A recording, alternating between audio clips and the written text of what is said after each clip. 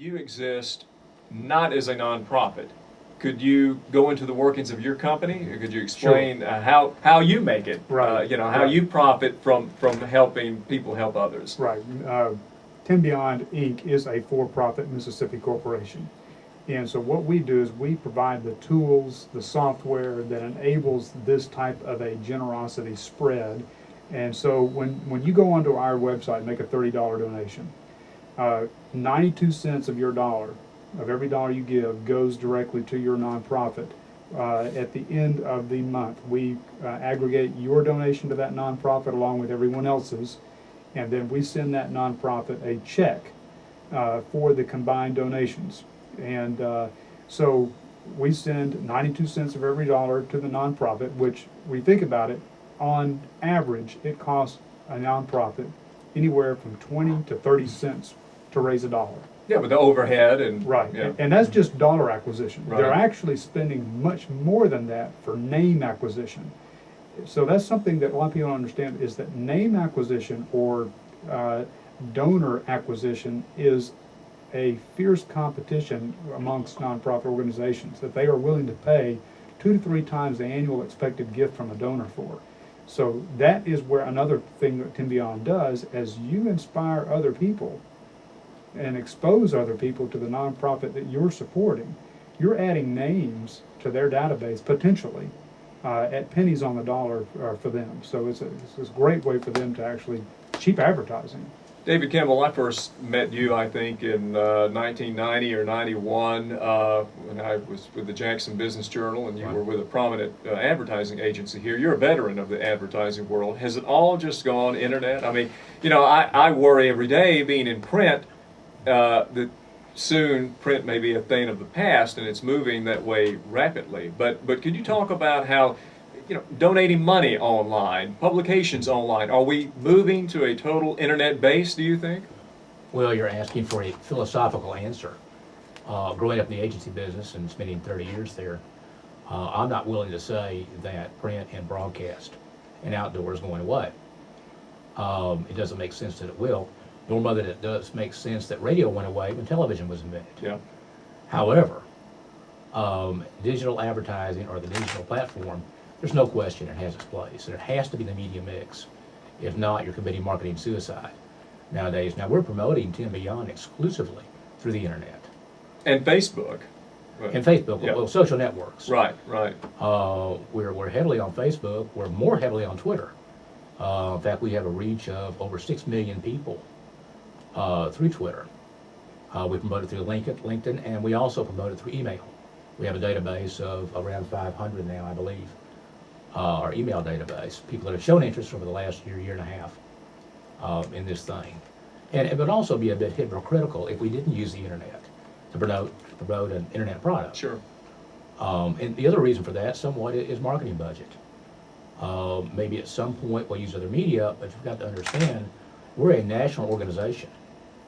And for us to advertise nationally in any other way through the internet would be absolutely cost prohibitive right now. But back to the original question, no, I don't believe conventional media is going away. Well, what about that ad in Profiles Mississippi Magazine? Are you telling me I should just save that for later? I think it's an excellent idea. I've got him on air saying that. David brought his checkbook. I don't manage that. Good. Well, and we'll get that checkbook out after the show. Now, let's talk about security issues, because most people, probably 50 and under, have no qualms about giving their credit card over the internet online. A lot of the older people are still reluctant to do so. They have fears. Can you put those fears to rest for our older listeners who say, well, I'd rather send a check to the Leukemia Society than do this? And I want to emphasize, we don't exist to replace the check. We're here to make an additional way of giving. Someone sending $1,000 a year to Leukemia Society, please continue to do so. Also do a monthly gift through 10 Beyond and let others know about it.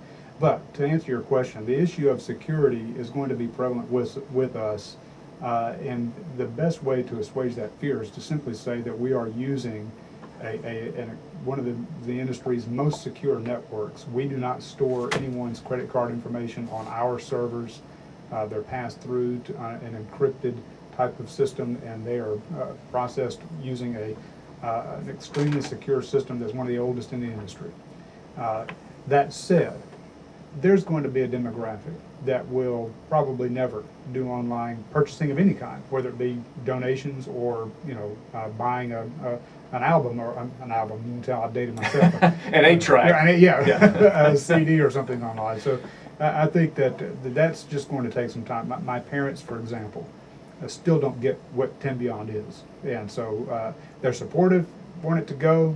I just don't get it. Are they listening to the show? I'll send them the link to this, and maybe they'll get to where they're out of town right now. So. But now, when our listeners go to 10beyond.com, are they walked through? Is there a set of explanations that make it easy? Yes. What we try to say is, if you can download a song from iTunes, you can use 10beyond.com. It's no more intimidating than that. So yes, there are some videos that actually explain it. There's some how-tos, how it works, types of information that's presented.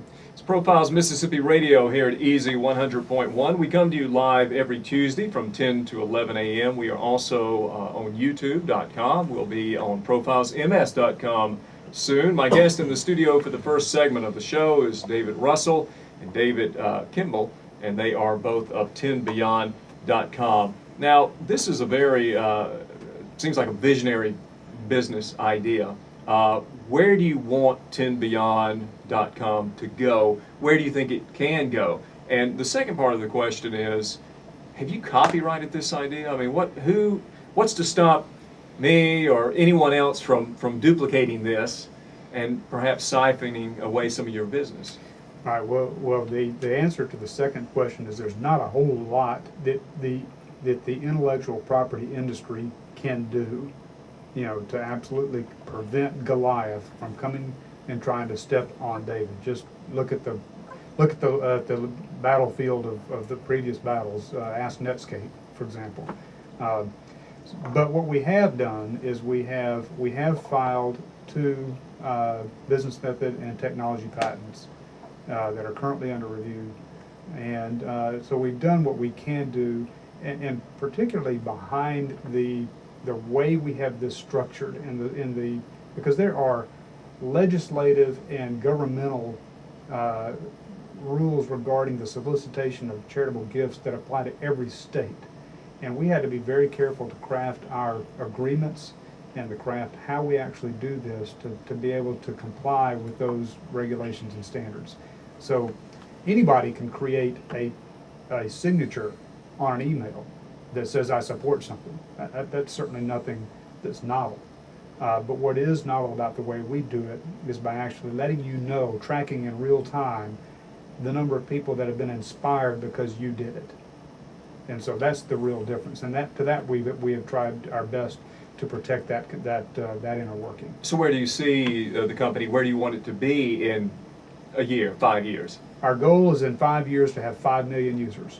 We feel like, and let me tell you the way we back into that number, that would mean that instead of every person that we can get out of the gate inspiring 10, because if everybody inspired 10, we'd almost be at the world's population within about 3 years. So if everyone could inspire anywhere from 3 to 5 people in the course of a year to be inspired to make a donation through 10 Beyond, then we can reach 5 million users in 5 years. That's where we'd like to be. We'd like to be at 125,000 at the end of our first 12 months, and then we've got goals for where we want to be.